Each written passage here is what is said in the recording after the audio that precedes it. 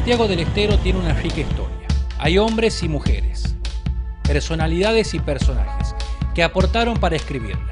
En estos últimos 50 años fuimos parte de ese maravilloso capítulo y protagonistas de esa historia. En busca de testimonios, experiencias y vivencias, vamos a caminar las calles de ciudades y a recorrer los caminos para desgranar y conocer más sobre nuestras costumbres, tradiciones, nuestro presente y cómo miran los santiagueños al futuro. Futuro del que queremos seguir siendo parte. Ha transcurrido medio siglo y en el afán constante de servir a la historia y a la cultura, el compromiso es saber cómo los santiagueños atesoran en sus memorias y en sus retinas miles de recuerdos y anécdotas que merecen y valen la pena ser contadas y conocidas.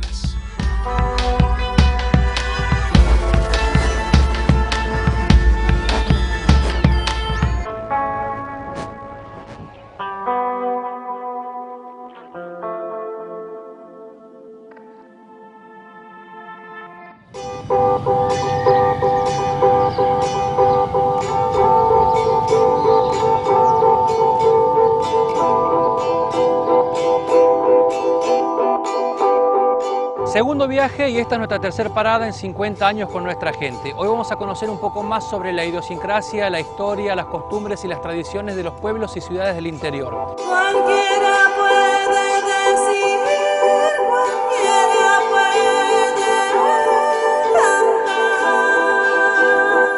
Esta vez nuestra parada va a ser la ciudad de Fernández, la capital del agro.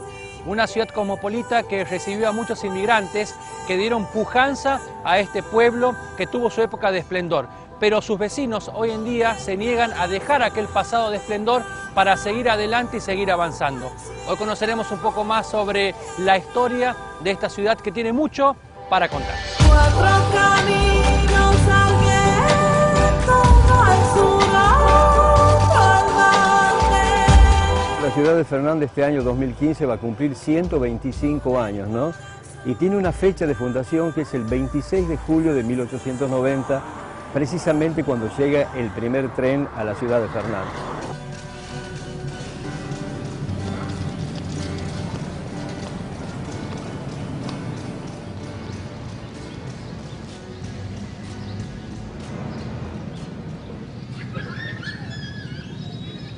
¿Por qué Fernández? Tenemos que ir un poquito a fines del siglo XIX, cuando llega el primer tren. Tenemos que recordar que estas tierras, pueblo de los Castillos, la mayoría le pertenecían a esto, ¿no? Y en ese momento el señor Jesús Fernández estaba como diputado nacional en Buenos Aires, entonces él conocía el proyecto que estaba por acá. El proyecto original era que el tren iba a pasar por Villarroble. Él intercedió, incluso compró las tierras a la familia Castillo, donó las tierras a la empresa ferroviaria y entonces, en homenaje a ese gesto de donación, a partir de ese momento se conoce como Estación Fernández, que luego se transformó la ciudad de Fernández. ¿Qué se siente ser parte de esta ciudad y ser parte de esta historia? Y bueno, mucho orgullo, ¿no? Y mucho respeto por nuestros ancestros. Fernández ha tenido la virtud, tiene hoy la virtud de ser una de las ciudades más cosmopolitas de Santiago del Estero. Aquí la población, la mitad no es nacido en Fernández, entonces siempre ha habido un espíritu muy generoso, de brazos abiertos, y toda la gente que ha venido a trabajar se ha instalado en Fernández, ¿no? Así que esto es nuestro orgullo, nuestro patrimonio espiritual, sobre todo, de tener los brazos abiertos para compartir todo.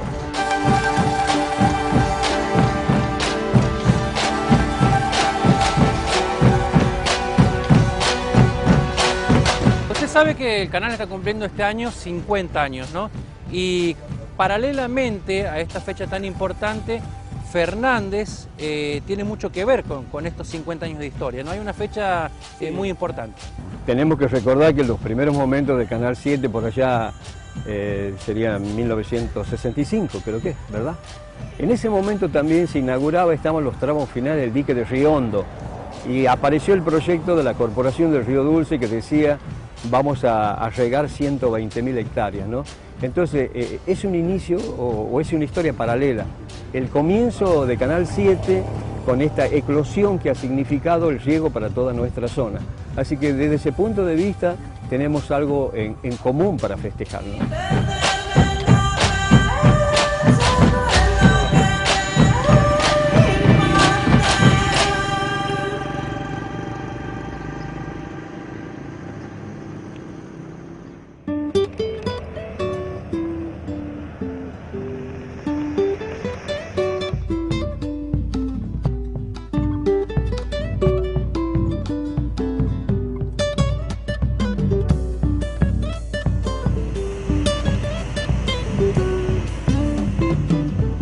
¿En qué año llega usted a Fernández? 1969, a los 19 años, vengo enviado por una firma que es una multinacional que estaba en Pehuajó, con su casa central en Hamburgo, Alemania. Aquí en Fernández teníamos 3 fábricas, que era la nuestra, que era SPAT y que era Agroindustrial Santiagueño, un emprendimiento de gente de aquí del lugar. 5 agricultores que habían decidido industrializar sus productos. El movimiento de Fernández realmente era más que importante. Todo esto se iba desarrollando con muchísima normalidad, pero ante el año 75-76 se produce en el país un terrible problema económico, todos lo recordamos. De un día para otro las cosas costaban 10 y terminaron costando 20, y eso hizo que los costos nuestros no nos permitieran cubrir ni siquiera el valor de la hojalata que utilizábamos para envasar. No nos olvidemos, en la zona se producían aproximadamente unos 30 millones de latas de tomate al natural.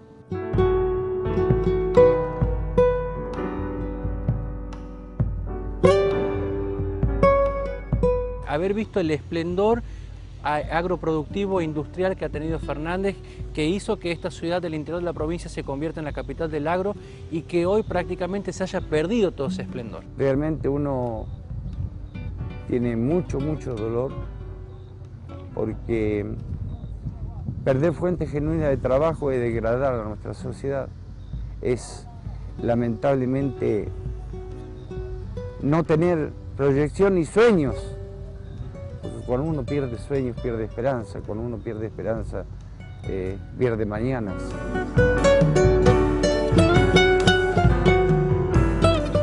Yo siempre digo, me dicen, pero ¿por qué te quedaste teniendo todas las posibilidades de estar en otro sitio de mayor importancia? Porque amo esta tierra.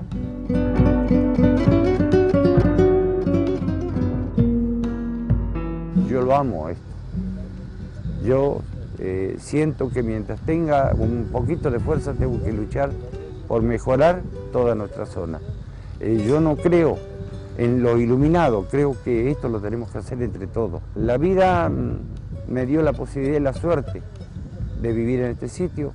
Para mí es una bendición y vivo luchando porque creo que cada uno de nosotros debemos aportar lo mejor que tenemos. Podemos equivocarnos, pero debemos redoblar esfuerzos para que esta ciudad vuelva a ser lo que fue.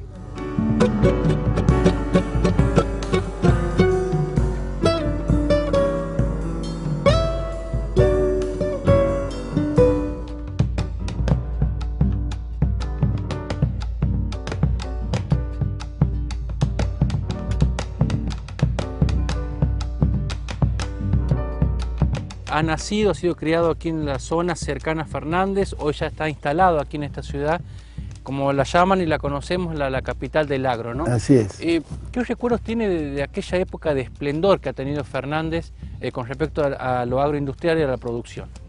En todas las épocas ha habido años buenos y malos. Nosotros hemos sufrido décadas donde se ha olvidado el campo, y décadas en donde hemos tenido un poco más de apoyo. El tema está en qué producción. Nosotros tenemos ventajas comparativas en la provincia de Santiago del Estero, hablando de la zona de riego, la hemos tenido, las tenemos cuando hablamos de algodón, cuando hablamos de alfalfa y cuando hablamos de ganadería. Lo demás complemento es la horticultura, que es la que más mano de obra ocupa, pero a su vez está muy castigada porque estamos a 1000 kilómetros del principal mercado de consumo, que es el mercado central de Buenos Aires y toda su zona de influencia.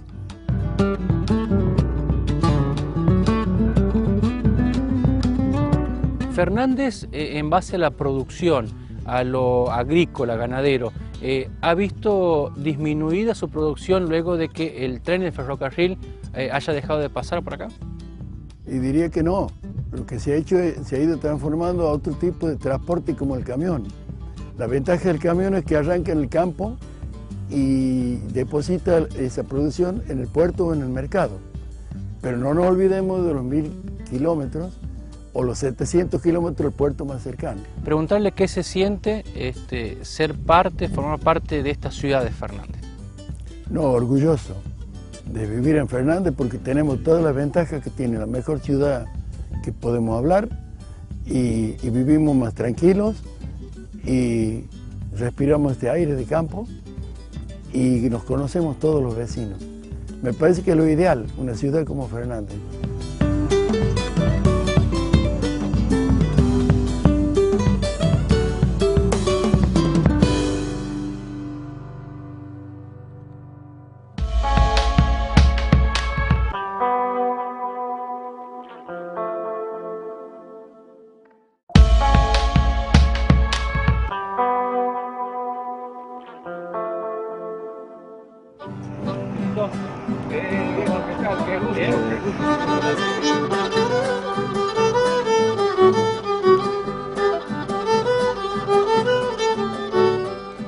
En este camino que estamos recorriendo y conociendo lugares, nuestra historia, nuestra gente, llegamos hasta este lugar, al taller de Grillito Monti, que nos ha abierto las puertas de su mundo para conocer un poco más sobre la historia que muchos no conocen.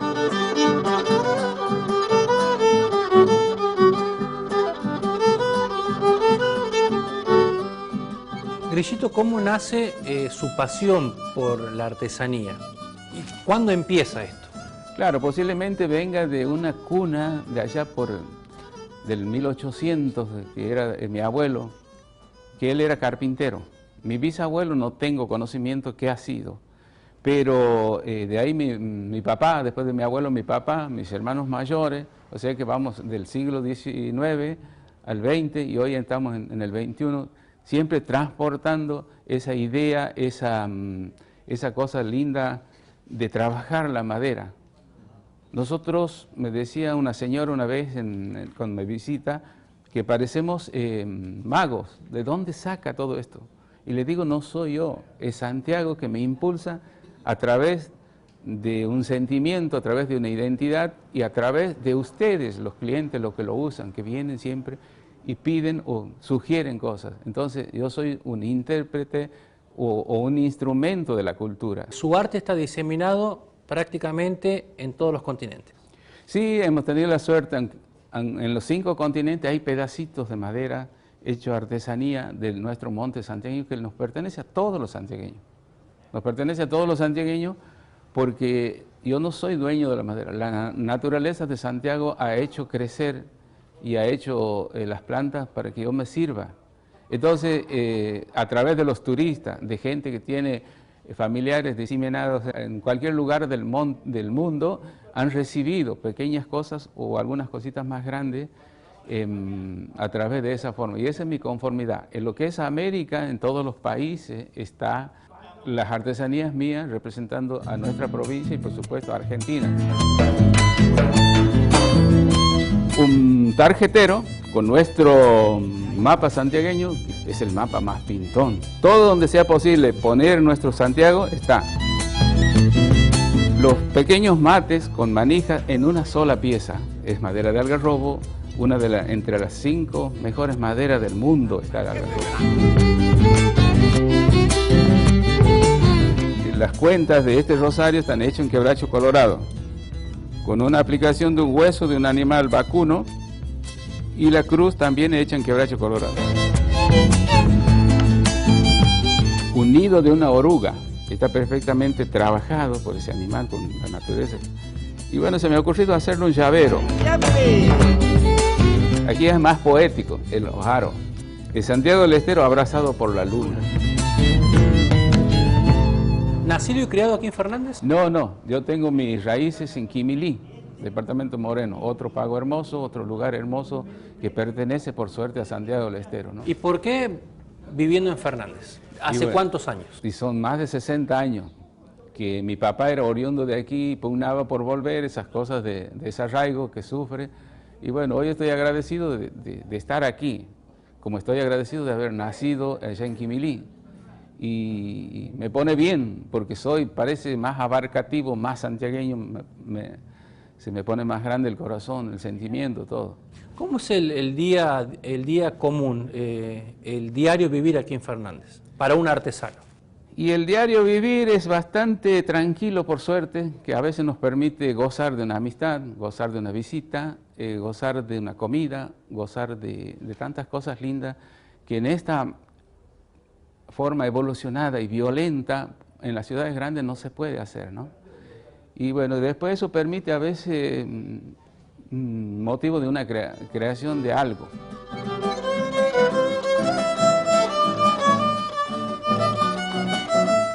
Grisito, más allá de su pasión y el amor que le pone el día a día a la tarea de artesano, despunta el vicio con las cuerdas. Sí, viene también de una herencia, ¿no? Mi abuelo era músico, inclusive era artesano, hacedor de violines.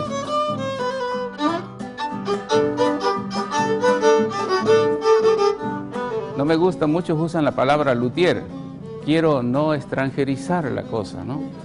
Me parece que aunque sea artesano, que es una palabra española, está más de acuerdo con nosotros.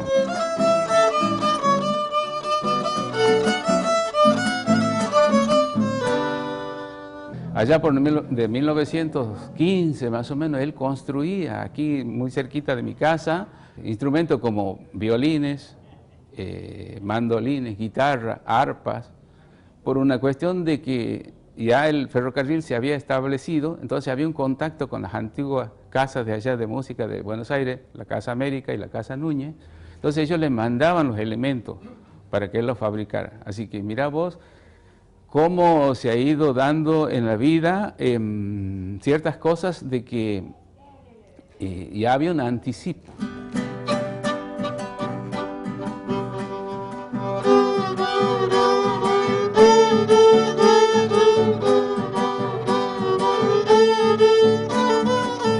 Vamos a cerrar esta parte de 50 años con nuestra gente, con la música, porque más allá de trabajar con sus manos, con sus productos, con su arte, Grisito también es parte de la música de Santiago del Estero. Aquí con el maestro Tito Sayago vamos a deleitar nuestros oídos con buena música.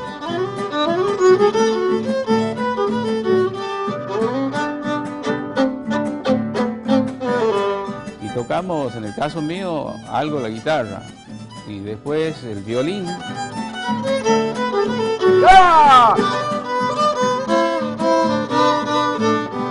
Un instrumento junto con la guitarra venido desde Europa, traído por los conquistadores y demás gente, que ha venido a encontrar aquí en Santiago del Estero un reducto de una música mágica, que son las chacareras, que son las vidalas, bueno, todo lo que ustedes, el santiagueño, conoce.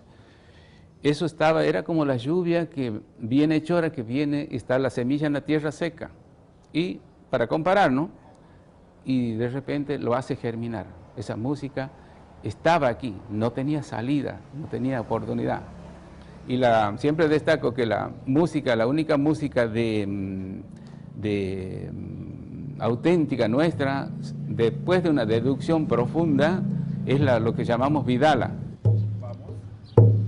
Mi corazón se hizo caja para poderte entonar, y en mi garganta hay un nudo que se quiere desatar, para pronunciarte vidala, vidala del más allá.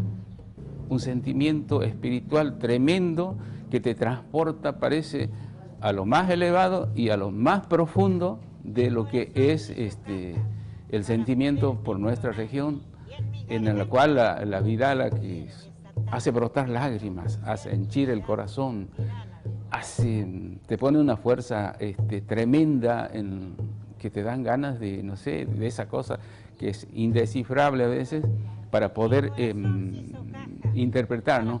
Pero te manifiesta un gozo tremendo, ¿no? Y es un desahogo y es una alegría a la vez. Después de un tiempo de ausencia, vuelvo a mi pago otra vez. Su historia concretamente es muy particular. ¿Hace cuántos años que está aquí en Fernández o que se ha radicado en Fernández? Y hace más o menos más de 30 años. Yo vengo de la provincia de Santa Fe y acá me recibo de docente y trabajo aquí. Y bueno, comencé con un grupo en un anexo de la UNCE, de la Cátedra de Lingüística Regional. Nuestra profesora, nuestra yachache en quichua, la profesora Jovita Carol de Corbalán, y formamos un grupo de estudio de la lengua. Todavía vivía el profesor Bravo, que es el que le puso la letra, porque era una lengua ágrafa aquí en Santiago. Entonces nosotros nos preparábamos aquí y íbamos a rendir en la UNCE. Si es que mi amor me abandonó, solito me quedo yo. Fernández es una ciudad en donde vinieron a vivir mucha gente del interior y también de otros lados. Hay muchos inmigrantes de distintos lugares del mundo. Y entonces, bueno, nosotros nos pusimos con la cuestión de los quichuistas y se formó un grupo grande y ahí es cuando nacen los encuentros de vidaleros y quichuistas. ¿Que se hace en qué época del año? Y se hace en julio, en el marco de la Semana de Fernández, que es la fundación es el 26 de julio, entonces nosotros hacemos el encuentro ahí en ese marco. Dejaste sangrando mi corazón. Nidia, ¿qué se siente ser parte de Fernández, ser vecina de Fernández? ¿Y qué se siente además de defender la lengua quichua? Y se siente mucho orgullo, porque yo no soy la dueña del tesoro como son los quichua hablantes que traen como lengua materna. Yo me aproximo al quichua desde el estudio académico, pero es una lengua tan dulce, es una lengua tan nuestra, es una lengua americana que nosotros, ¿qué intentamos con este rescate? Que se vuelva a recuperar el orgullo del bilingüismo. Y Fernández para mí es mi lugar en el mundo. Es el lugar donde yo vine a formar, primero me formé para trabajar, porque estudié aquí en el Instituto de Formación Docente, y después formé mi familia aquí hice mi grupo de relaciones, mis vínculos, y me gusta mucho mi ciudad. Tienen una sorpresa para nosotros, desde lo que les sale a ustedes desde adentro, desde el corazón, desde el alma, que es la lengua quichua. Guatamoso allí, Guatamoso allí, Guatamoso Canal 7, Guatamoso allí.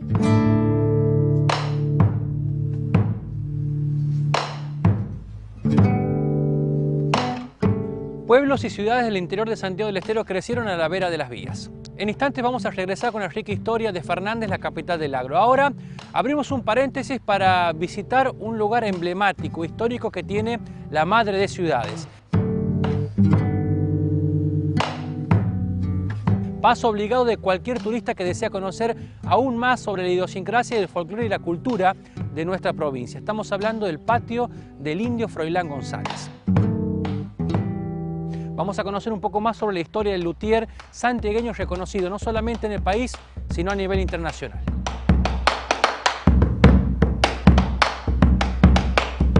¿Cómo nace esto de fabricar bombas?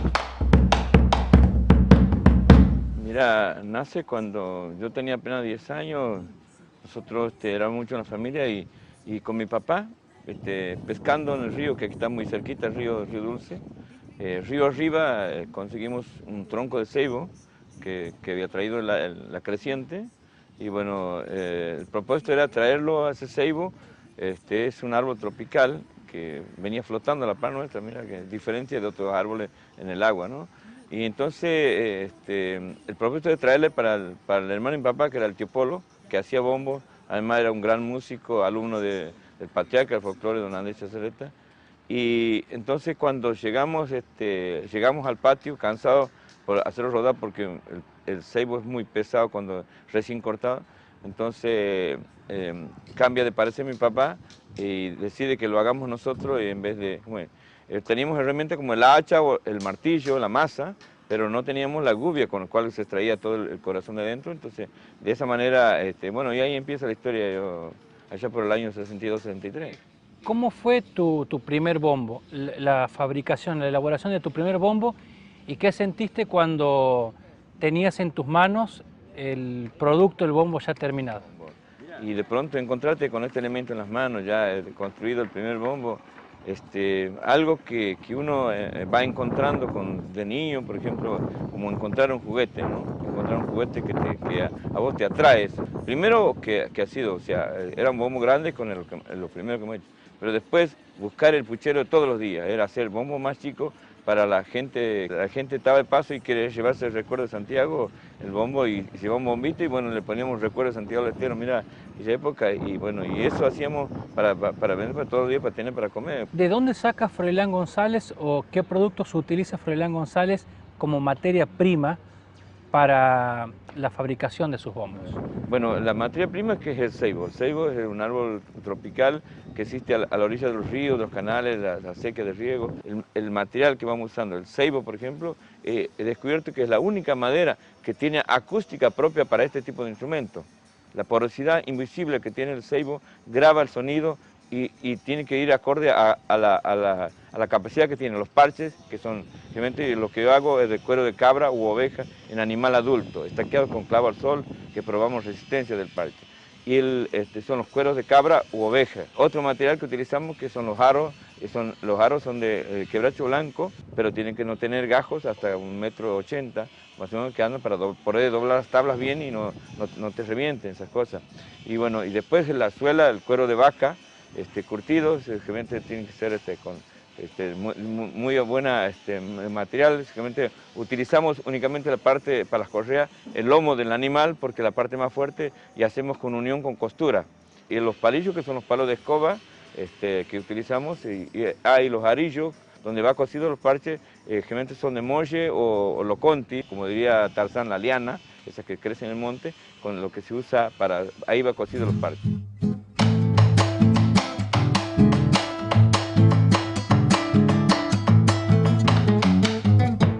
Froilán, esto de ser artesano del monte santiagueño, de ser artesano, de fabricar tus bombos, ¿a dónde te ha llevado? Te ha llevado a salir de Santiago del Estero y traspasar fronteras, ¿no?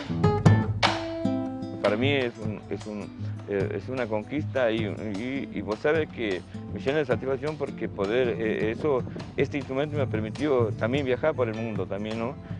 Hace poco como en México, Colombia, Chile, he empezado con Chile, Brasil, Bruselas, Luxemburgo, Holanda, Francia, Inglaterra, y estar en el festival más grande del mundo de Peter Gabriel es algo extraordinario. Y esas cosas, y el tener contacto con esas personas, estar en el Teatro Chaillot de París, hacer exposición en la Casa Argentina de París, tener la visita de uno de las embajadas de la India ahí en París.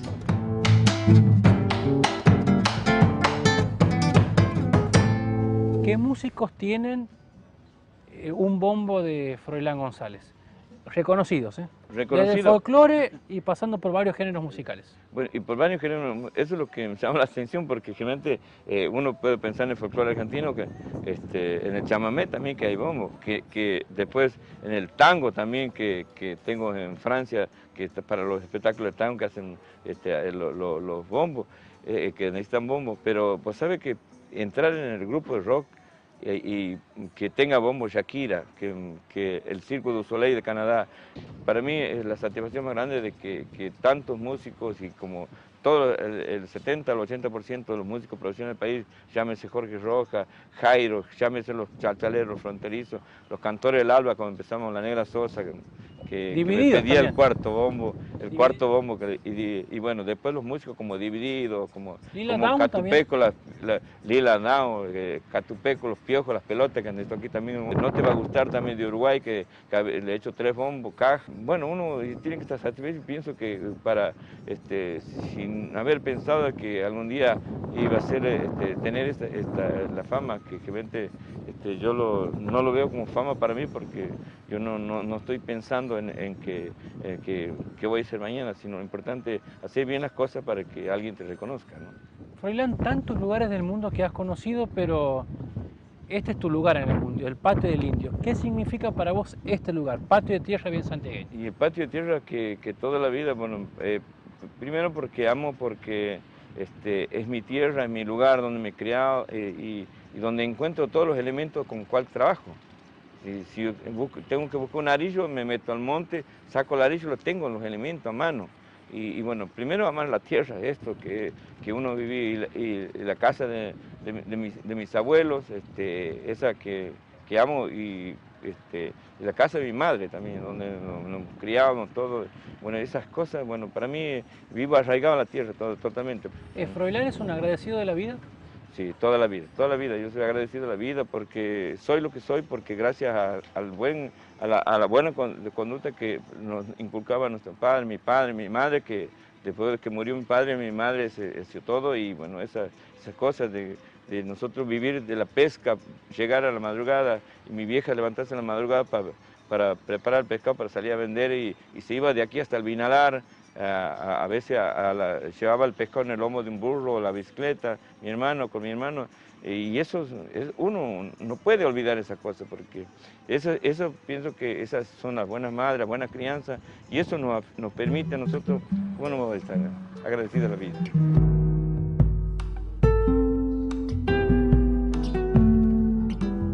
Canal 7 cumple 50 años.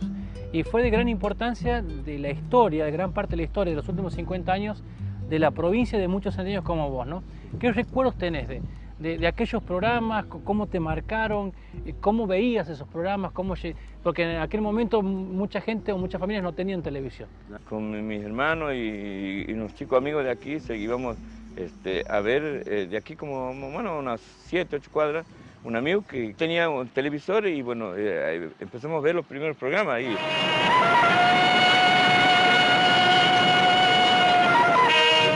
Nunca nos perdíamos Tarzán, con Ronelli, Chita, y después con Cuero Crudo, fascinante. Después Ruta 66, con la negrita que estaba. La isla de Gilligan. Y bueno, y todos los programas, la isla de Gilligan, todo eso. Este es el programa número 1 de la televisión humorística, El Chavo. Y bueno, en honor al Chavo le he puesto el nombre se llama El Chavo, y bueno, haber tenido la experiencia de poder estar para mí, el ver El Chavo, es mi pasión ver El Chavo.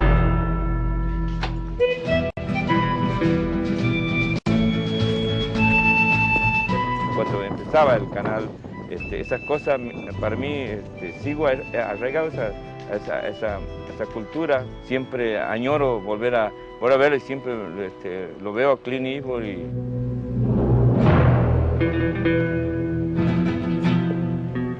me recuerda aquella época de muy niño, que lo veía con tanta pasión, y lo sigo viendo ahora, y sigue siendo el mismo.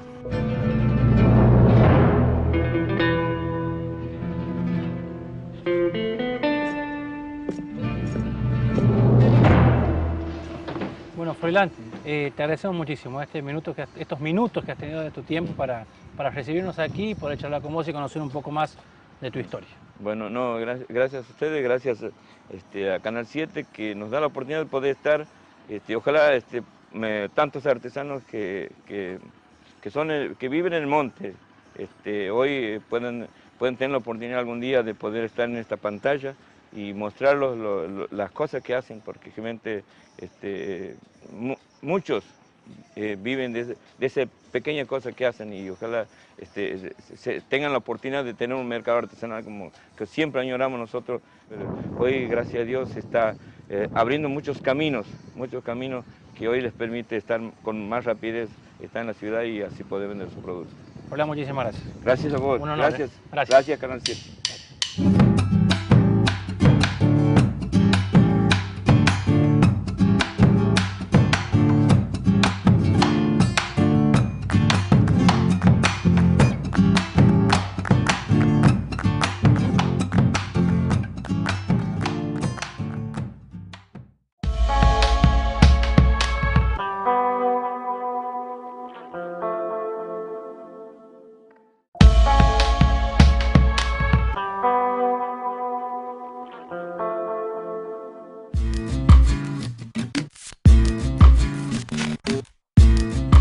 Paso obligado cuando uno recorre las calles de la ciudad de Fernández es sin lugar a duda la pasión futbolera que tiene este pueblo del interior de la provincia. Y el paso obligado, como decíamos, es pisar el campo de juego del Club Atlético Independiente de Fernández.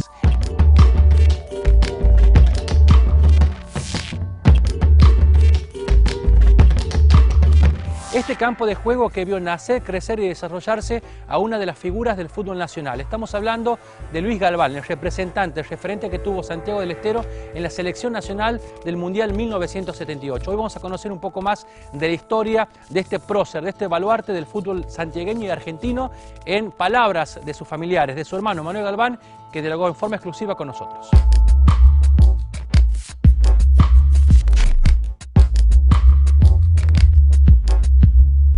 En este momento estamos parados dentro de lo que es el estadio del Club Atlético Independiente, con especial referencia a la cancha de fútbol.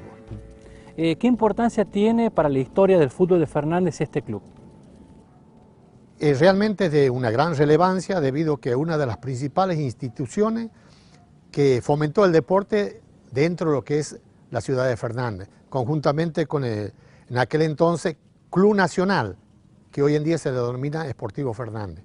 Manuel Galván es un apellido muy relacionado con la historia del fútbol, no solamente de aquí de Fernández, porque los ha visto crecer esta institución deportiva, pero ha trascendido las fronteras del fútbol, ¿no? ¿Por qué? Nosotros somos 10 hermanos, 3 mujeres y 7 varones, los 7 varones dedicados al fútbol. Nuestro momento de esparcimiento, que era el que nos brindaban nuestros padres, era traernos a la cancha de fútbol y jugar al fútbol. Si bien es cierto, en aquel entonces la jugada de fútbol era de barrio a barrio, ahí nos fuimos conformando y entonces nos fuimos destacando como jugadores de fútbol. Y ahí pasamos ya a integrar en forma definitiva el Club Atlético Independiente. En ese entonces estaba como jugadores de primera Raúl Alberto Galván, Jorge Domingo Galván, Luis Adolfo Galván, quien les habla Manuel Ángel Galván y René Ibe Galván. Los otros compañeros de jugada de fútbol eran la familia Leizamón. También estaba conformado por Raúl Leizamón, Rubén Eliseo Leizamón, Roberto Leizamón, Pachío Leizamón, y el único diferente de apellido era el arquero, que el arquero era Chilo Camaranesi, o en caso contrario en reemplazo era Vico Silva.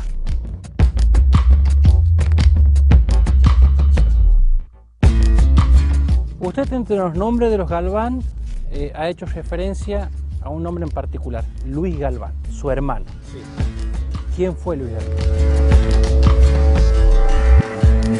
Luis Galván, cuando se inicia en el fútbol, jugando en primera en Independiente, fue una casualidad, porque fuimos a jugar a fútbol en Club Atlético Turena, que es de Beltrán hacia adentro, y faltaba un jugador en la reserva. Y nosotros necesitamos la autorización de nuestros padres para poderlo incluir en el equipo. Al no estar nuestros padres, tenemos la responsabilidad de nuestro hermano mayor. Y ahí jugó por primera vez en la reserva Luis Adolfo Galván. ¿Cuántos años tenía Luis? 14 años. De ahí el siguiente domingo ya vino como titular en primera, pero ya conformado con la autorización de nuestros padres. Y ahí comenzó su destacada trayectoria en Independiente, conjuntamente, vuelvo a repetir, con la familia Leizamón y Galván, porque la pareja de fullback entre Luis Adolfo Galván y Rubén Eliseo Leizamón, creo yo que nunca más voy a volver a ver. ¿Y de ahí en más, qué otros equipos? Bueno, en Talleres de Córdoba fue capitán 14 años, después fue a jugar en en el campeonato de la Libertadores de el Bolívar de Bolivia. También jugó en Altos Hornos Zapla, jugó en Loma Negra, y volvió a Santiago del Estero porque lo pidió Central Córdoba, en representación de Santiago del Estero en el campeonato regional que se presentaba Central Córdoba. Y de ahí prácticamente dejó de jugar a fútbol porque ya la edad no le permitía, ya tenía sus 43 años. Claro, jugó de selección. Sí, jugó en la selección. No se olvide que para ingresar a la selección se llevó en aquel entonces la conformación de 3 equipos seleccionados.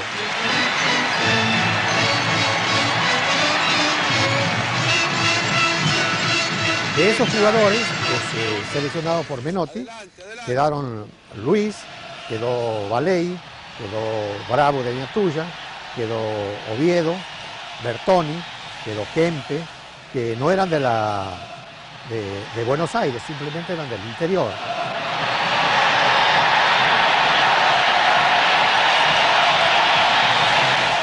Manuel, ¿qué se siente ser hermano de Luis Galván? Este hombre que le ha dado tanto al deporte argentino y que le ha dado tanto al deporte santiagueño y que ha nacido aquí en esta cancha, en este club.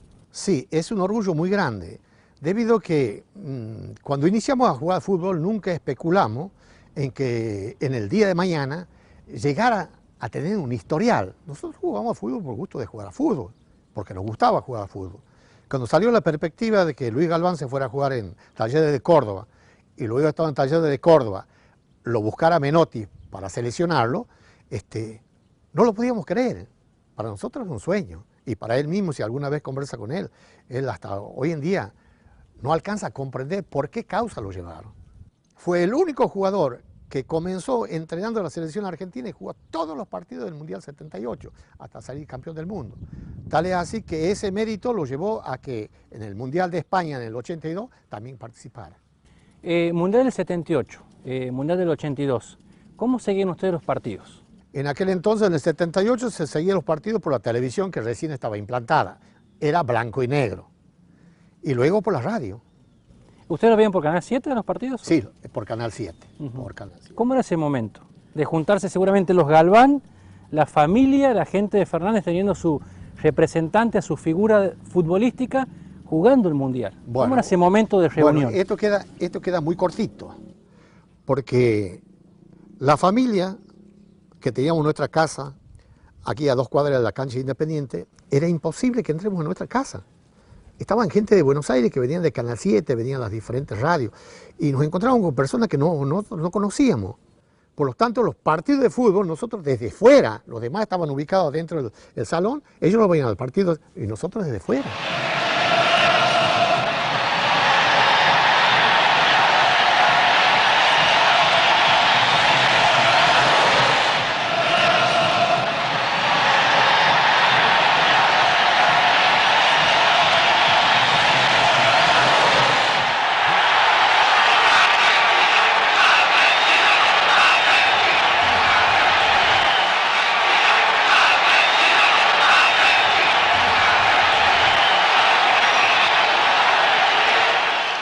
¿Qué se siente haber dado tanto por Fernández y qué se siente tener ese sentido de identidad por este club que los ha visto crecer?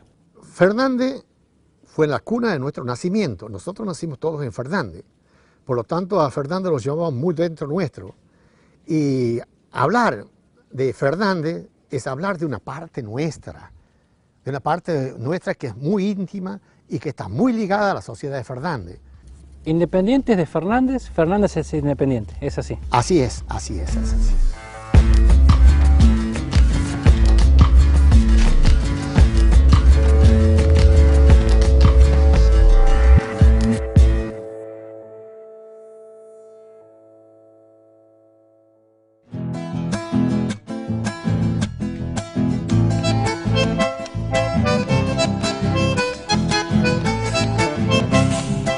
¿Cuántos años de vida institucional tiene?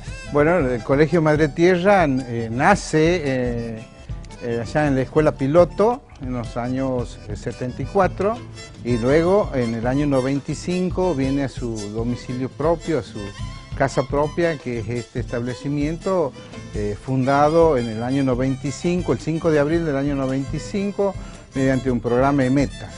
Así que ahora, este 5 de abril, hemos cumplido 20 años, estamos de festejo.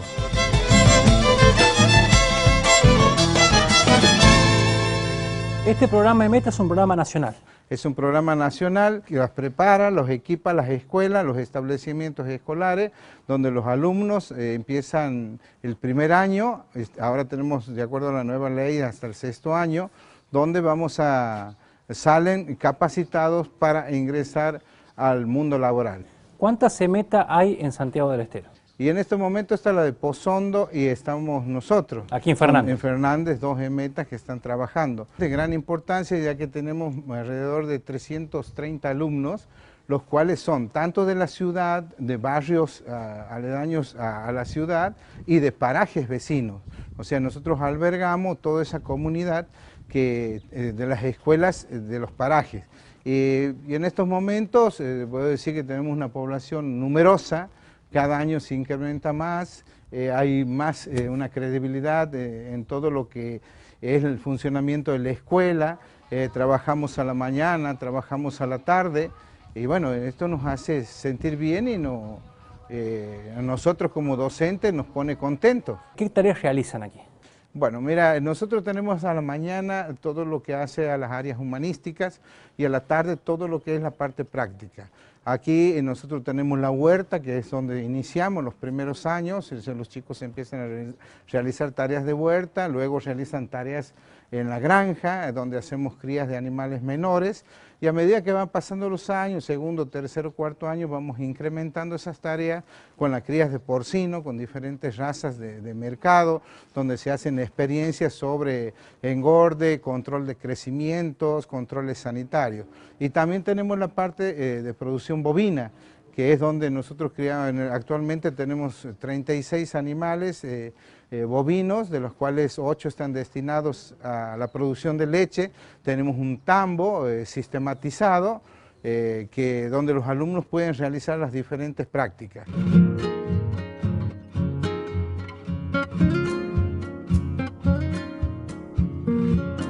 Ya al mediodía aquí en Fernández, y le agradecemos muchísimo a la señora del comedor aquí del colegio, porque vamos a probar o a degustar primero la producción de los alumnos. La producción de los alumnos, lo que hacen en la huerta, tanto la zanahoria, los pimientos, todo lo que sea producción de huerta viene luego a industria. Ahí se lo industrializa, en este caso nosotros podemos degustar escabeches de pollo con pollos del establecimiento escolar, pimientos de nuestra huerta, zanahoria, cebolla, todo lo que se utiliza para hacer un escabeche. Lo mismo con las berenjenas. Las berenjenas están hechas en escabeche con todos los elementos que podemos nosotros utilizar en la huerta. Entonces le enseñamos al alumno que es un proceso desde la siembra hasta la industrialización. Y después también se le enseña lo que es marketing y comercialización en las diferentes áreas durante los 6 años de producción. Todos los alumnos que vienen a nuestra escuela, que son más de 300, muchos viven cerca de sus hogares, entonces ellos regresan, pero hay alumnos que son de diferentes parajes vecinos, como La Loma, como Buen Muerto, como Lomita, como Puesto Nuevo, San Ramón, que les toca recorrer una distancia de 5 kilómetros, 10 kilómetros, entonces nosotros no solamente les vamos a dar la comida, sino también les damos un medio de movilidad que es la bicicleta para que los chicos puedan ir y volver. Y la comida la tienen todos los días al mediodía, pero también tienen desayuno y tienen la merienda a las 5 de la tarde. El desayuno a las 9 de la mañana y la merienda a las 5 de la tarde.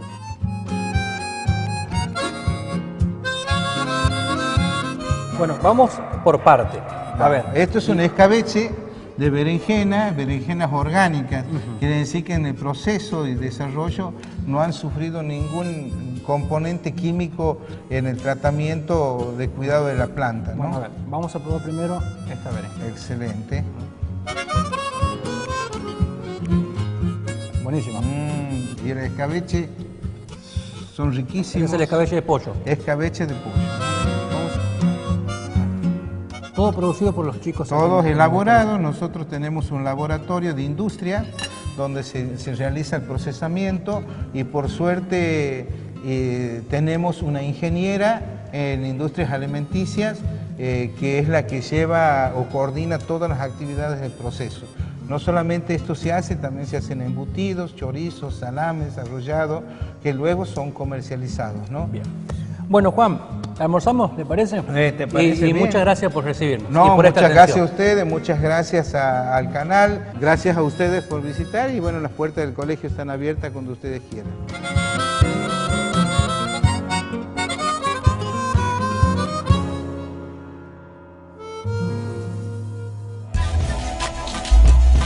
Como nómades, vamos a seguir viajando por el interior de Santiago.